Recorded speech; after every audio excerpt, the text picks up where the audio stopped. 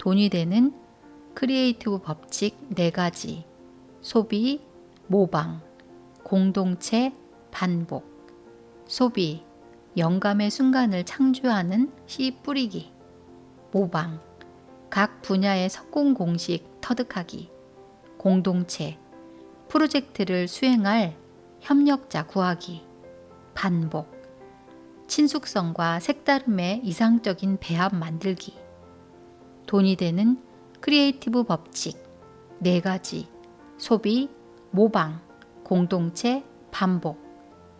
히트하는 것들엔 공식이 있다. 생각이 돈이 되는 순간.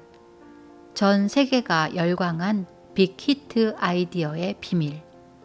앨런 가넷 지음, 이경남 옮김. RH 코리아. 히트하는 것들엔 공식이 있다. 피카소, 모차르트, 스티브 잡스, J.K. 롤링.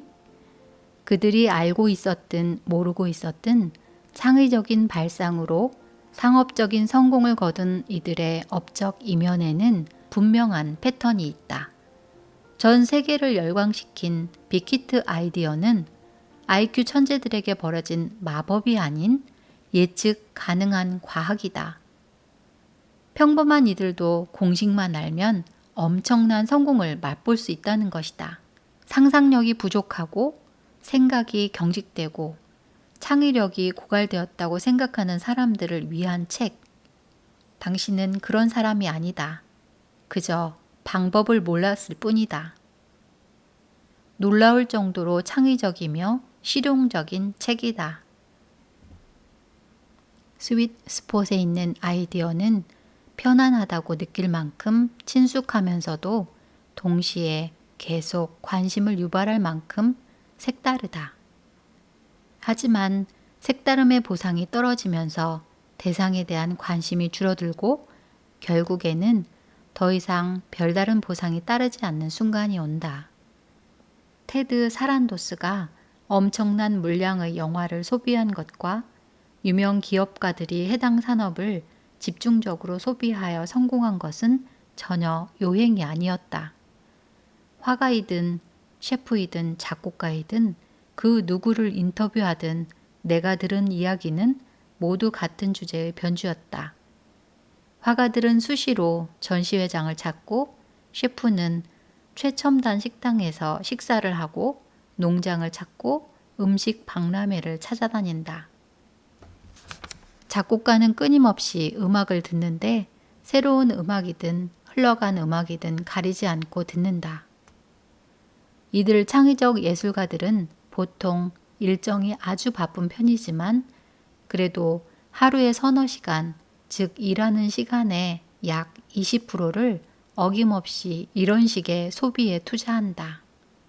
이러한 경험을 통해 그들은 마치 본능처럼 어떤 아이디어가 크리에이티브 커브의 어느 부분에 위치하는지 알아내는 데 필요한 대표 사례를 개발할 수 있는 것이다.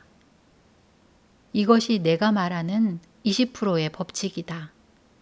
깨어있는 시간의 20%를 자신의 창작 분야에 속한 자료에 소비한다면 직접 경험하지 않고도 어떤 아이디어가 어느 정도 친숙한지, 즉 그것이 크리에이티브 커브의 어디쯤에 해당하는 것인지를 직관적으로 전문가 입장에서 이해할 수 있게 된다.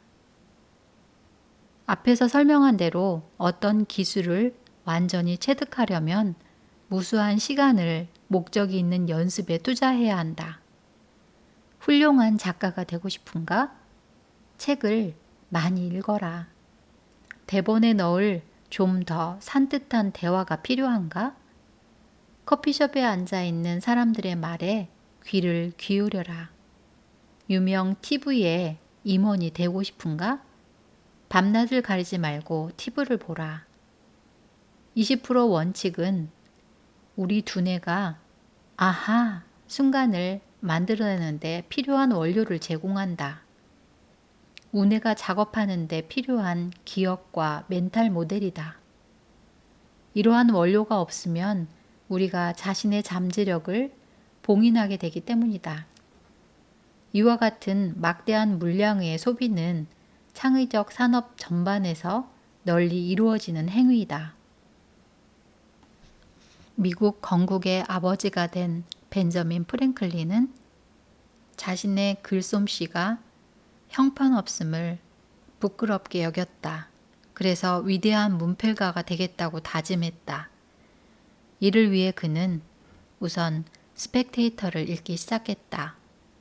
이는 1700년대 당시 영국과 미국 전역의 커피숍에서 높은 인기를 누렸던 출판물이었는데 수준 높은 글과 세계에서 벌어지는 사건에 대한 예리하고 잘 다듬어진 견해를 제시하는 것으로 유명했다.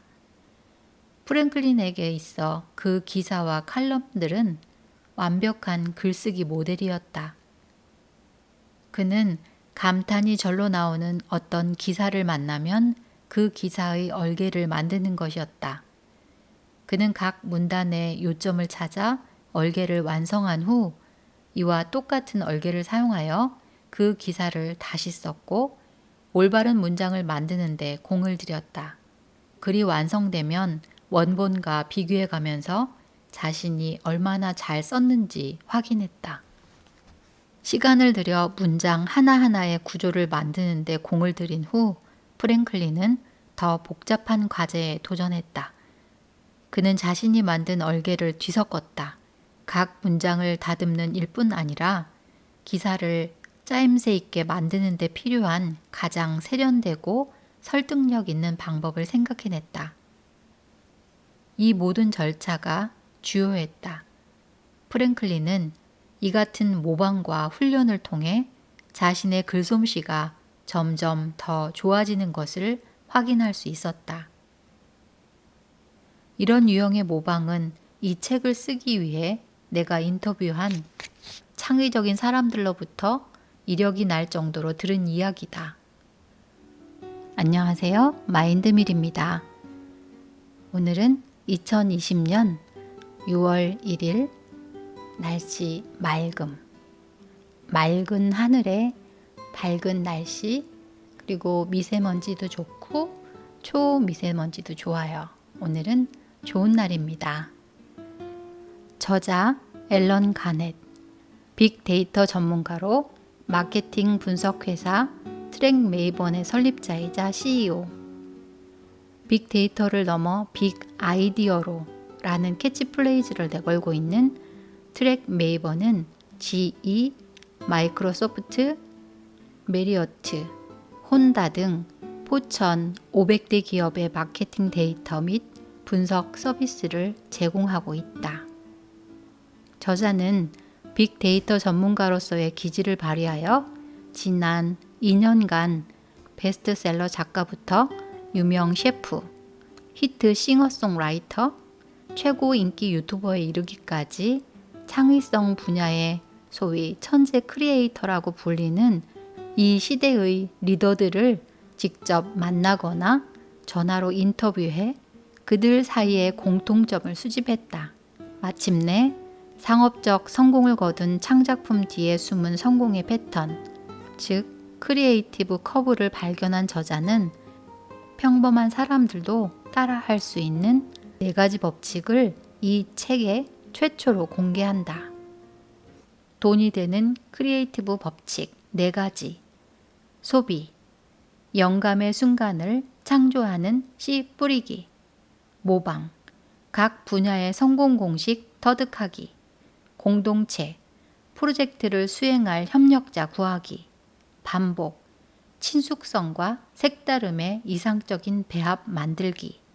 창작 활동을 하는 사람들 대부분은 무의식적으로 이들 패턴을 따라간다. 주의할 점은 한 가지다. 창의성에 관한 학문적 정의는 색다른, 그러면서도 가치가 있는 어떤 것을 만드는 능력이다. 뭔가 이색적이고 독창적인 것을 만들어내는 일이 창의성의 전부라고 생각한다면 오산이다. 창의적인 것은 가치가 있어야 하고 많든 적든 사람들이 그 창의적 산물에서 중요성이나 유용성을 찾아내야 한다.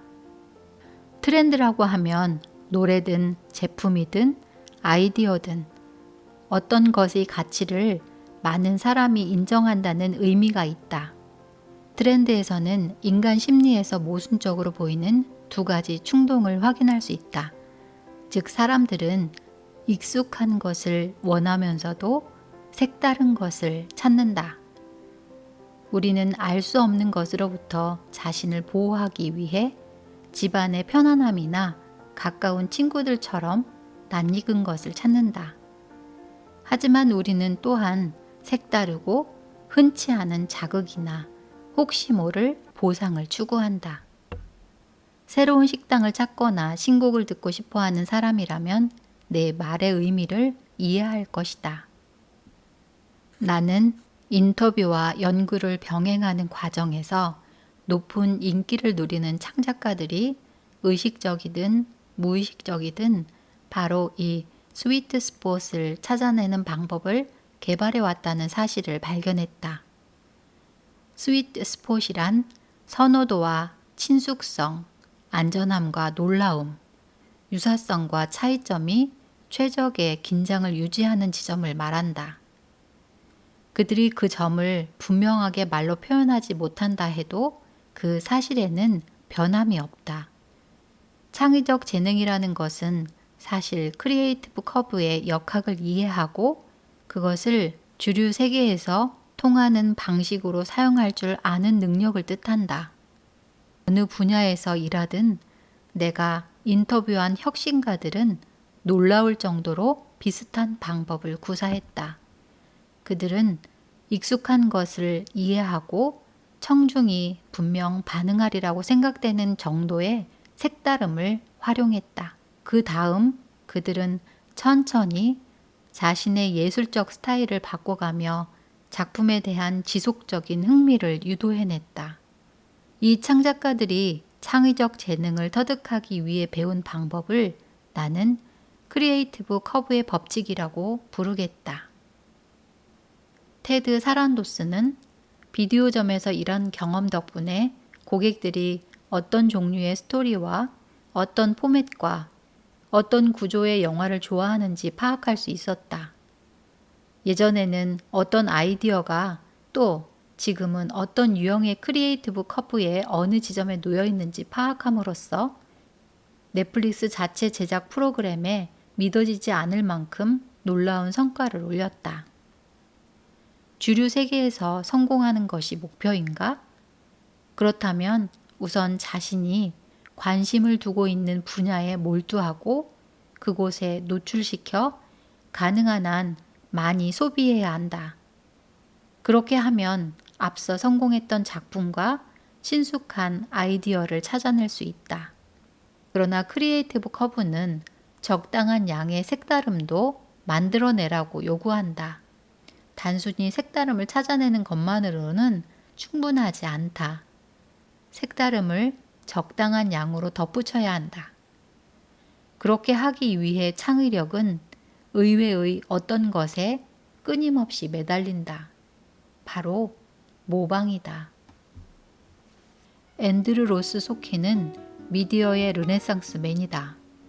그는 뉴욕타임즈의 인기 있는 블로그 섹션 딜북을 만들었고 CNBC의 앵커이며 베스트셀러 대마불사를 쓴 것도 모자라 쇼타임의 인기 드라마 빌리언즈를 공동 제작했다.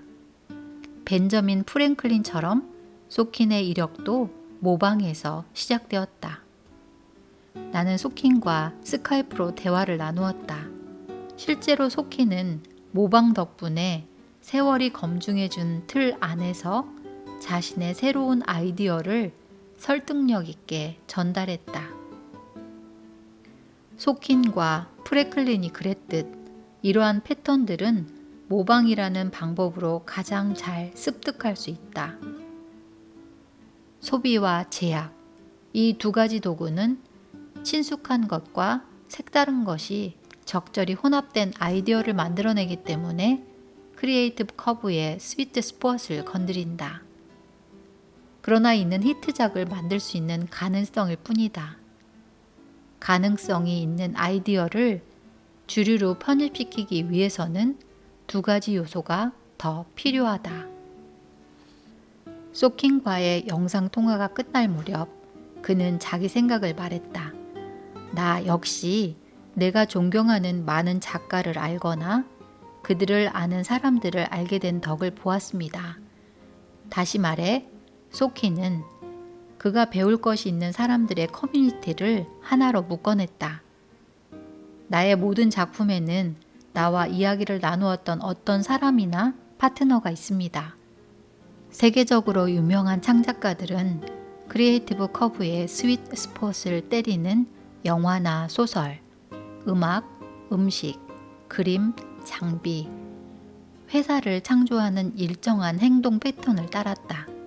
그들은 거침없이 소비를 통해 친숙하지만 과도하게 친숙하지 않은 생각으로 세계를 바꿀 수 있는 갑작스러운 영감의 순간을 위한 씨를 뿌렸다. 그들은 모방을 통해 그들 분야에 필요한 제약과 공식을 터득했고 정확히 필요한 만큼의 색다름을 적용하는 법을 배웠다.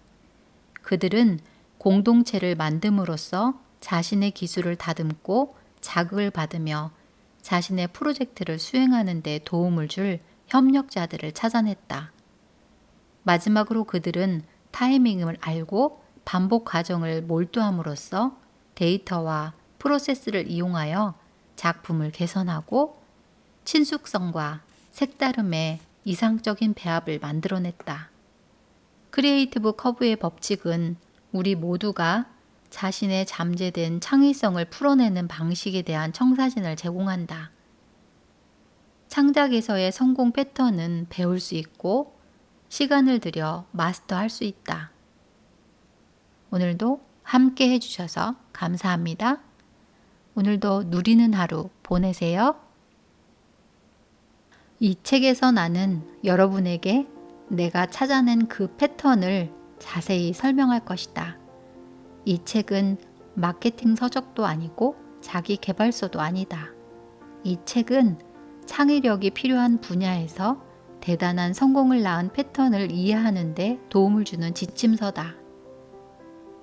여러분은 창의적 발상의 역사를 배우고 그리스 시대부터 오늘날 스냅챗과 인스타그램 등이 눈부신 속도로 움직이는 시대에 이르기까지 이 창의적 발상이 어떻게 발전해 왔는지를 살펴보게 될 것이다. 트렌드 창조의 기반이 되는 신경과학을 확인하는 것은 물론 놀라운 창의력으로 성공한 사람들이 주류 세계에서 성공할 확률을 높이기 위해 따르는 4가지 패턴을 알고 왜 그런 패턴이 위력을 발휘하는지를 설명해주는 과학을 이해하게 될 것이다.